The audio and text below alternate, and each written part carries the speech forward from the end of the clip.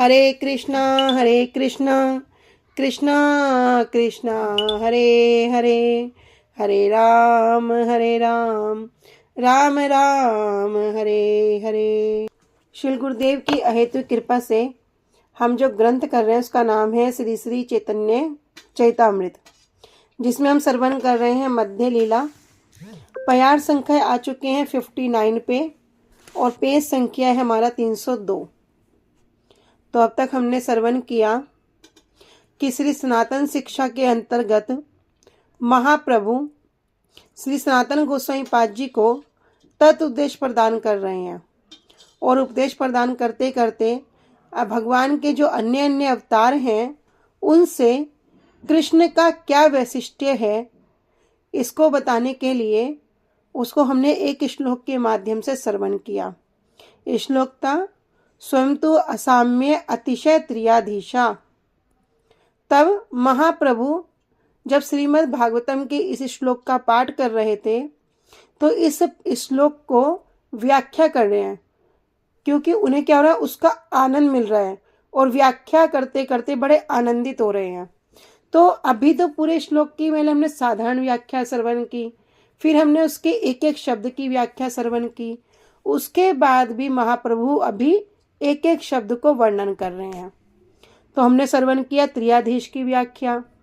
त्रियाधीश में हमने पहले क्या श्रवण किया, गुण अवतार के विषय में। कौन है? ब्रह्मा, विष्णु, फिर महेश। फिर हमने त्रियाधीश शब्द का दूसरा बाह्य अर्थ सुना, वो क्या था? कारणोदक्षाय विष्णु, गर्भोदक्षाय विष्णु और शिरोदक्षाय विष्णु, अर्थात जो इनके तीनों के भी जो अधीश्वर हैं। फिर हमने एक गुह्य अर्थ सुना, इसमें 3 आवास के विषय में श्रवण किया, अंतर आवास, मध्यम आवास और बाह्य आवास। तो भगवान के 3 आवास बता दिए। अंतर आवास बता दिया गोलोक धाम, मध्यम आवास बता दिया परव्योम वैकुंठ और बाह्य आवास हो गया क्या? ये देवी धाम। इस प्रकार श्रवण करते करते हमने गोलोक धाम के पहले व्याख्या को श्रवण किया, फिर हमने परव्योम के श्रवण किया। तो परव्योम में श्रवण किया था कि जो परव्योम जो वैकुंठ है वो भगवान की त्रिपाद विभूति है। ठीक है, तो आगे कह रहे थे महाप्रभु कि त्रिपाद विभूति कृष्ण वाक्य गोचर, कि भैया ये त्रिपाद विभूति है इसका जो वर्णन करना चाहो तो हम इसका वर्णन नहीं कर सकते। तो क्या कह रहे हैं? कह रहे एक पाद विभूति सुनहा विस्तर।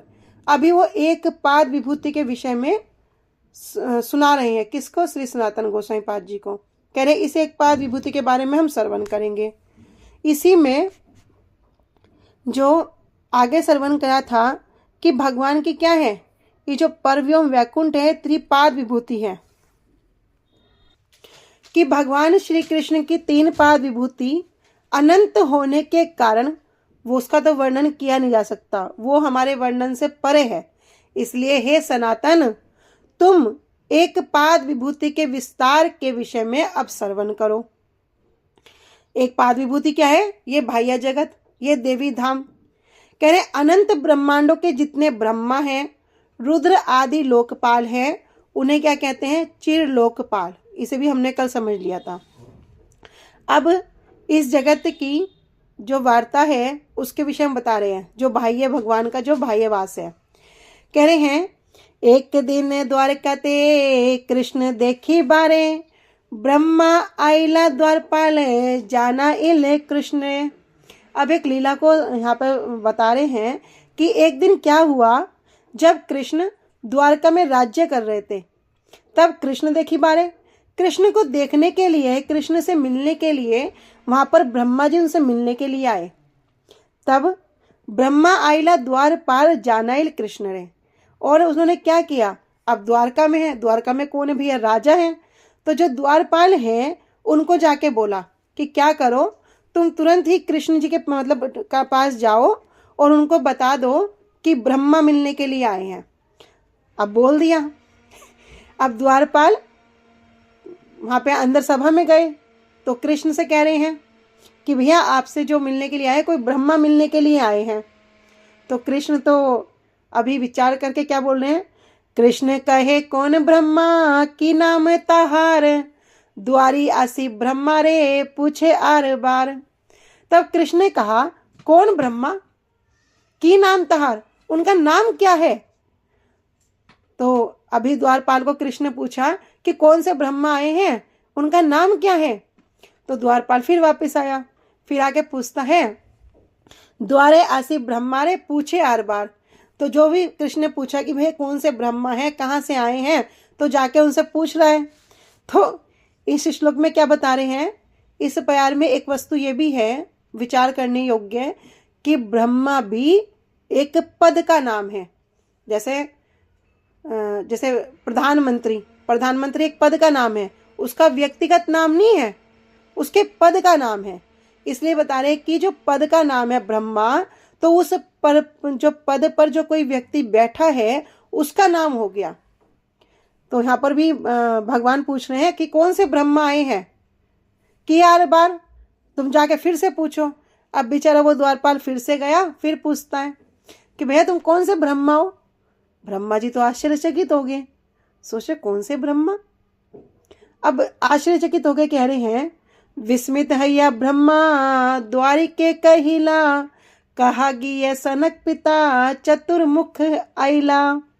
अब ब्रह्मा जी बड़े आश्चर्यचकित हो गए, सोचे कौन ब्रह्मा, ऐसे कितने ब्रह्मा है, क्या मेरे अलावा भी ब्रह्मा है।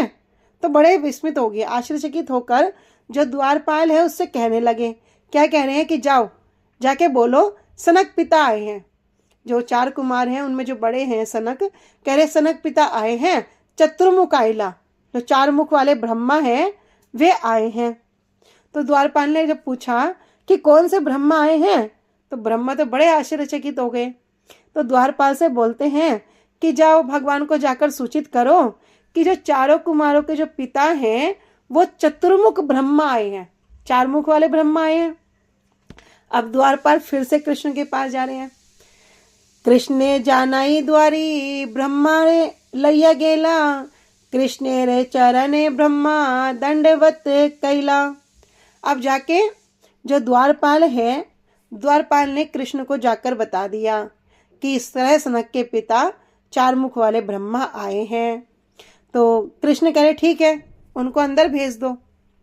अब जब द्वारपाल ने जाके भगवान कृष्ण से ब्रह्मा का पूरा विवरण बता दिया और भगवान कृष्ण ने भी आज्ञा दे दी कि उन्हें भीतर आने दो, तब द्वारपाल ब्रह्मा को भीतर ले गए। और जैसे ही ब्रह्मा जी ने भगवान कृष्ण को देखा तो क्या किया, सबसे पहले क्या किया, चरणों में प्रणाम किया।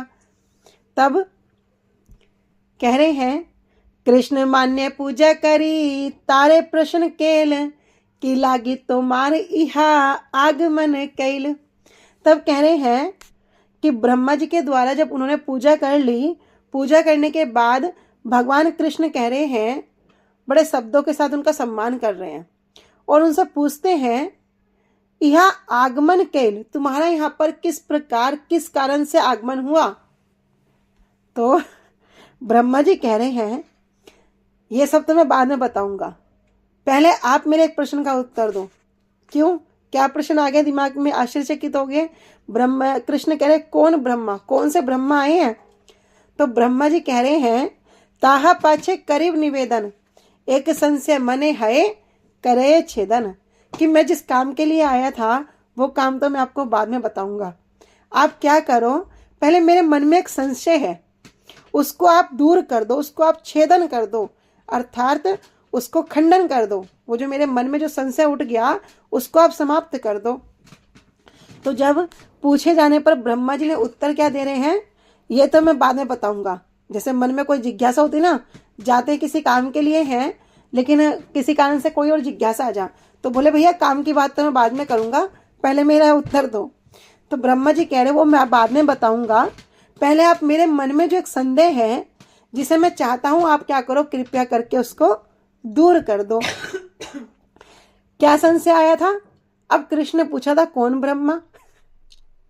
तो ब्रह्मा जी तो आश्चर्यचकित हो गए, कह रहे कौन ब्रह्मा पूछी ले, तुम्ही कौन अभिप्राय, आमा वही जगत आर कौन ब्रह्मा है। तब ब्रह्मा जी कह रहे हैं कौन सा ब्रह्मा? आपने क्या पूछा था? आपने ये क्यों पूछा कि कौन से ब्रह्मा आपसे मिलने के लिए आए हैं? तुम्हें कौन अभिप्राय? ऐसे प्रश्न से आपका क्या अभिप्राय है? आमा वही जगते आर कौन ब्रह्मा है? भैया क्या इस ब्रह्मांड के भीतर मेरे अतिरिक्त और कोई भी ब्रह्मा है? तो इधर भगवान सुन के बाद हंसने लगे, मुस्कुराने लगे। तब क्या कह रहे हैं? सुनी हासी कृष्ण तबे करी लेन ध्याने, असंख्य ब्रह्मार गण आइला तत्क्षणे। अभी भगवान ने कुछ बोला नहीं, बस क्या हुआ, अभी भगवान मुस्कुरा रहे हैं। तो इतना सुनते ही भगवान मुस्कुराए और तुरंत क्या हो गया? तबे करी लेन ध्याने, और ध्यान मग्न हो गए। ध्यान करते सार ही देखते क्या है? असंख्य ब्रह्मांडगण आइला तत्संख्य। तो देखते हैं असंख्य ब्रह्मा क्या है? वहां पर उपस्थित हो गए। तत्सने, उसी सन वहां पर आ गए।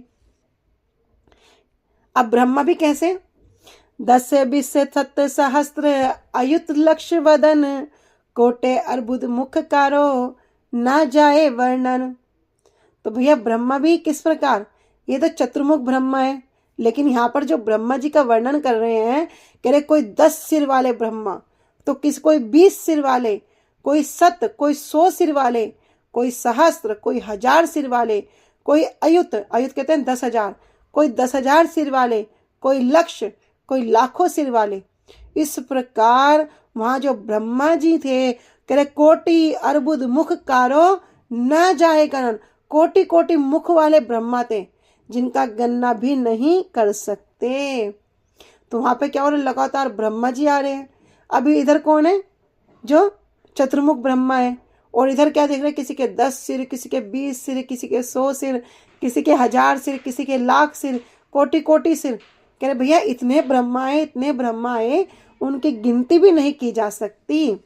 और ब्रह्मा जी तो आए, आगे कह रहे हैं रुद्रगण आइला लक्ष्य कोटि वदन, इंद्रगण आइला लक्ष्य कोटि नयन।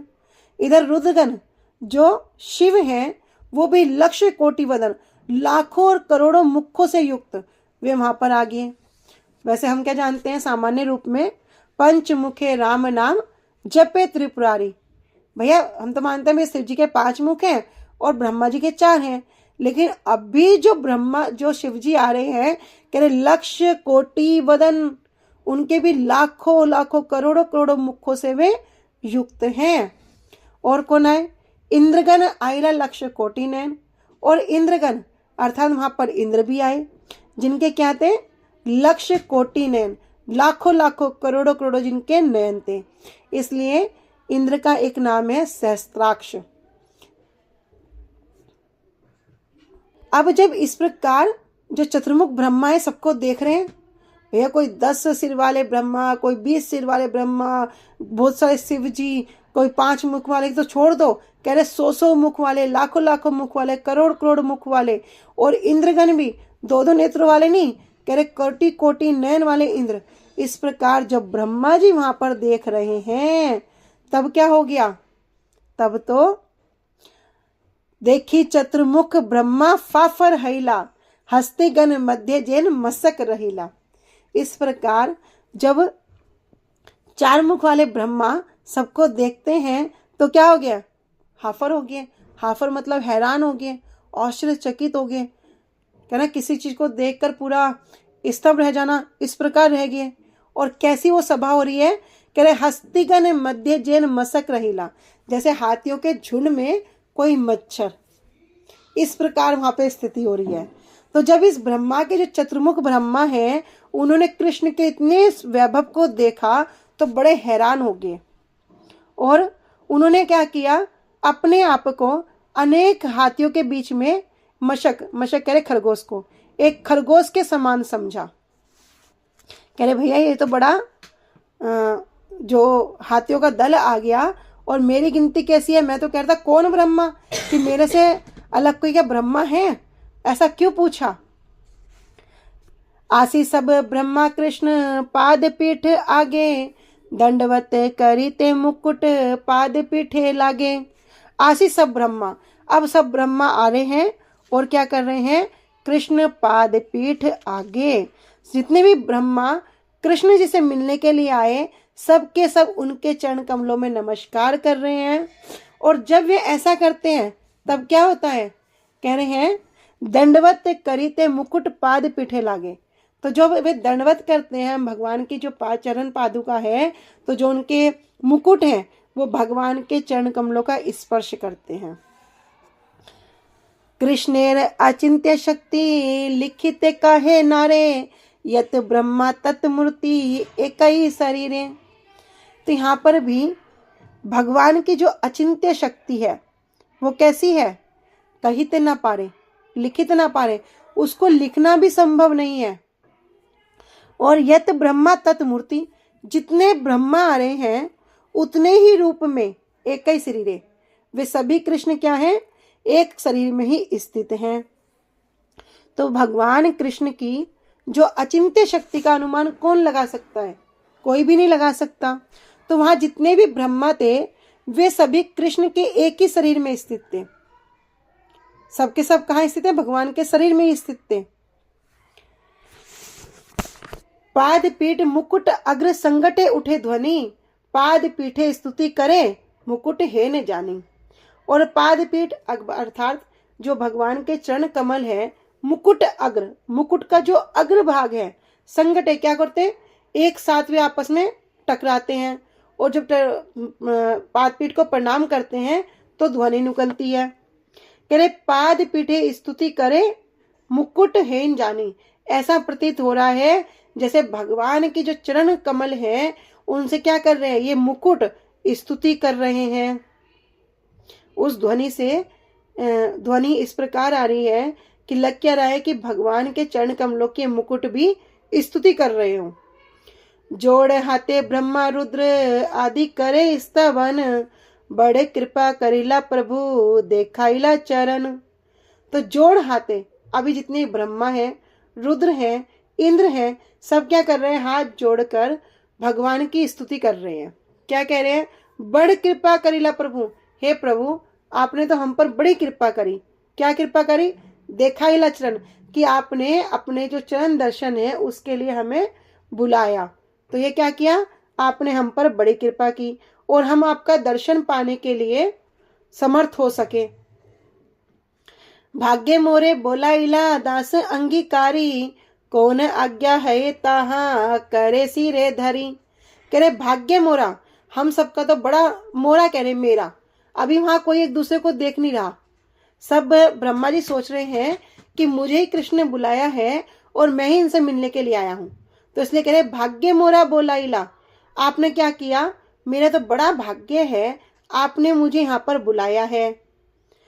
कैसे, दास अंगीकारी, और एक सेवक के रूप में अंगीकार किया है, एक सेवक मानकर आपने मुझे बुला लिया है। कौन आज्ञा है, तो कह रहे आपकी क्या आज्ञा है, क्या आदेश है। तहा करी सिरे धरी, आप उसको बोलो, मैं क्या करूंगा, उसे अपने मस्तक पर धारण करता हूं। तब कह रहे हैं कृष्ण कि आप क्या करो, भगवान कृष्ण उत्तर दे रहे हैं, कृष्ण कहे तो मां सबा देखिते चित्त हईल, ताहा लागी एक ठाई सबा बोला इल। तब भगवान कृष्ण कह रहे हैं तोमा सबा देखिते, अभी भगवान ने तो सबको बुलाया, स्मरण किया ना, कह रहे तोमा सबा देखिते चित्त हईल, आप सबको देखने की मेरे चित्त में क्या हो गई, इच्छा हुई कि मैं आप सबको एक साथ देखना चाहता था। तहा लाई एक ठाई सबा बुलाइल, इसके कारण मैंने क्या किया, तुम सबको यहाँ पर बुला लिया। कह रहे सुखी हो सबे किछु नाही दैत्य भे, तारा कहे तो मार प्रसादे सर्वत्र जय। क्या करो, सुखी हो, तुम सब सुखी हो, किछु नाही दैत्य भे, भैया कोई दैत्य से कोई डर तो नहीं है। तारा करे, तब उन्होंने उत्तर दिया तो मार प्रसादे सर्वत्र जय, आपकी कृपा से, प्रसाद कहते हैं कृपा को।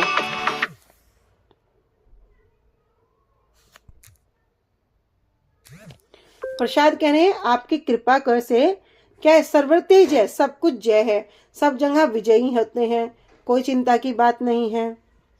सम प्रति पृथ्वी ते जेबा हैया छिल भार, अवतीर्ण हैया ताहा करेला संघार। संप्रति कह रहे वर्तमान में पृथ्वी पर जेवा हयच्छिल भार, कह रहे जिस प्रकार जो भी भार था, बोझ था, क्या किया, अवतीर्ण हैया, आपने अवतीर्ण लेकर, अवतरण होकर आपने क्या किया, उसको दूर कर दिया, समाप्त कर दिया।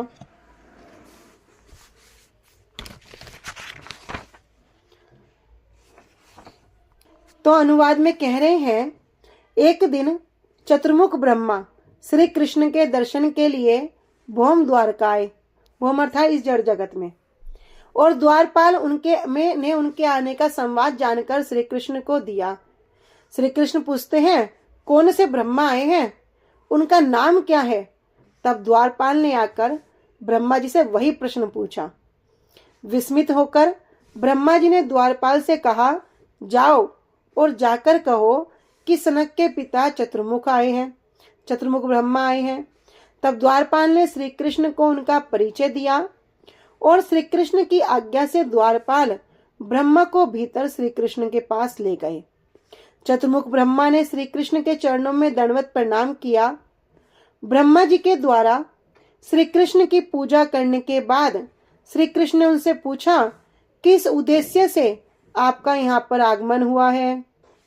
ब्रह्मा जी कहते हैं, उसके विषय में मैं बाद में निवेदन करूंगा, मेरे मन में एक संशय है, आप कृपया करके पहले उसको दूर करें। कह रहे, कौन ब्रह्मा? आपने किस अभिप्राय से ऐसा पूछा था? क्या मेरे अतिरिक्त जगत में अन्य कोई और ब्रह्मा भी है? ब्रह्मा जी की बात सुनकर श्री कृष्ण मुस्कुरा दिए और उन्होंने ध्यान किया। श्री कृष्ण के स्मरण मात्र से ही असंख्य ब्रह्मा उसी समय वहां पर आ गए।